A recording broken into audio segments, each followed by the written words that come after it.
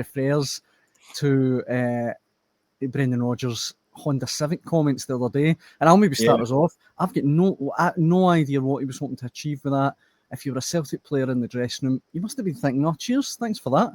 I thought it was really odd. Yeah, I was there. I must admit that did jump out at the time. I thought it was quite wild. I mean, this is the guy who, listen, Brendan Rodgers does not leave a word out of place at press conferences. He knows exactly what he's saying at all times. I mean, I keep going back to his neuro-linguistic qualifications, which is about how you kind of stress certain ways of speaking and saying what you say for impact and all that sort of stuff. So he doesn't say it lightly. It's a wee bit of a throwaway kind of line, but although this season, keeping the car analogy going, he has had the handbrake off at times this season with some of his comments. I mean, he's just it's in that kind of listen, he's in 800 games as a manager, and he's that kind of I'll say what I feel now kind of mode. He's also a disciple of Jose Mourinho, remember, as well, who's not shy at speaking his mind. Yeah, but it was a strange thing to say. I don't think he meant it in a totally disparaging way against his squad. But it's also pretty honest. I mean, I mentioned in that piece you're talking about, I mean, you look at the Celtic have replaced, I mean, we're going over all ground, right? But you've got Kyogo, Ida, when Jota's injured, Kuhn.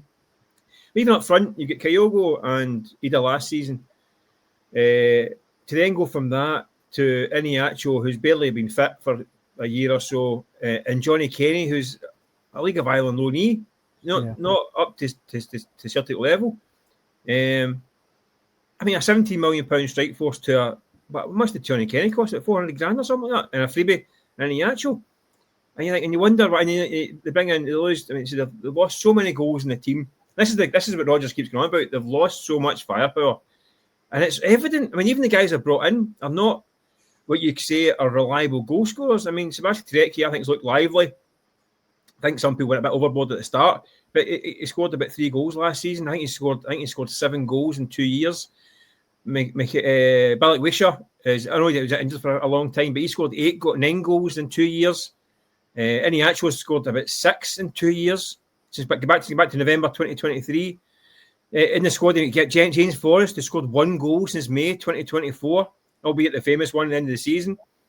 Never scored all last season, remember? That was the first goal of the season. So not a goal scorer. Yang, who scored half a dozen goals in his entire time at Celtic, 80 odd plus appearances. Celtic are badly lacking firepower. And you think, well, why are they not scoring goals? Well, there's why. They haven't got any goal scorers. They've been left without any goal scorers, which is an extraordinary situation to be in, really. And what happened was that they've been getting away with it in a few games here and there. But then when you start making this mistakes defensively, then you're getting punished and you're not getting back.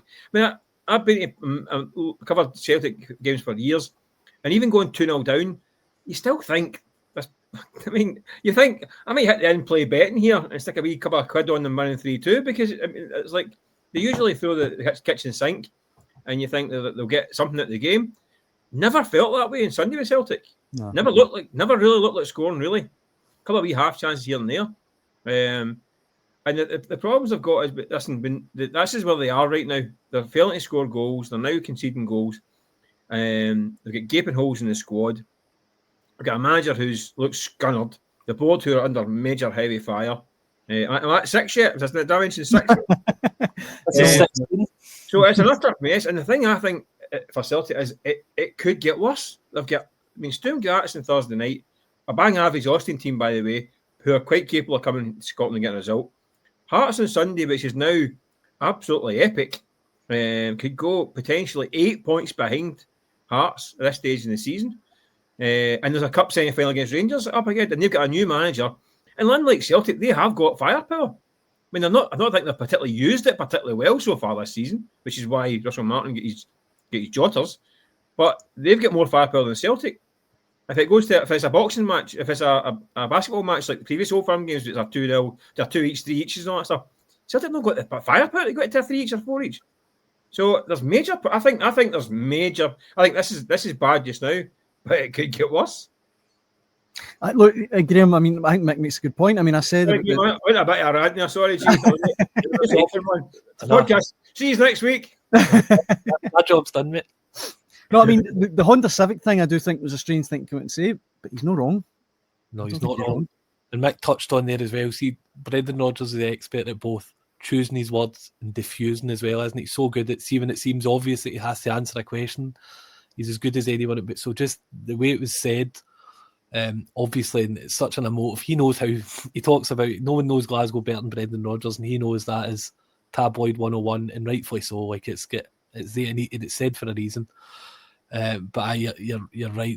It's a worrying time now for Celtic, and just watching Mick summed it up there perfectly. Like the idea is that Celtic aren't equipped for a firefight, are they? They really aren't. They're just not able to go with teams, and twice as well. I've noticed as well. That's twice the 3-5-2s come out at half time in recent weeks. Now Brendan Rodgers, he's always been flexible and trying little nuances in his tactics, but to see just such a marked shift, and it is, we're not far away from centre halves going up front here. It's that's how desperate it is to kind of find a solution for Celtic and in games, and the runs really that could get worse. We really could get worse here. Sturm Graz, we saw against Rangers. There's nothing special there, but going to Tynecastle as well. Tynecastle in any season's a tough game normally. This is a completely different Hearts with a manager who's, I think his whole career's been building towards this kind of moment. And then we touched on the Rangers. Danny Rowe must be 1 win at 8 games going into a Rangers team, and Celtic, they're not touching distance, but there's not that much. If they can start getting their form right, that they can start coming out of the table as well.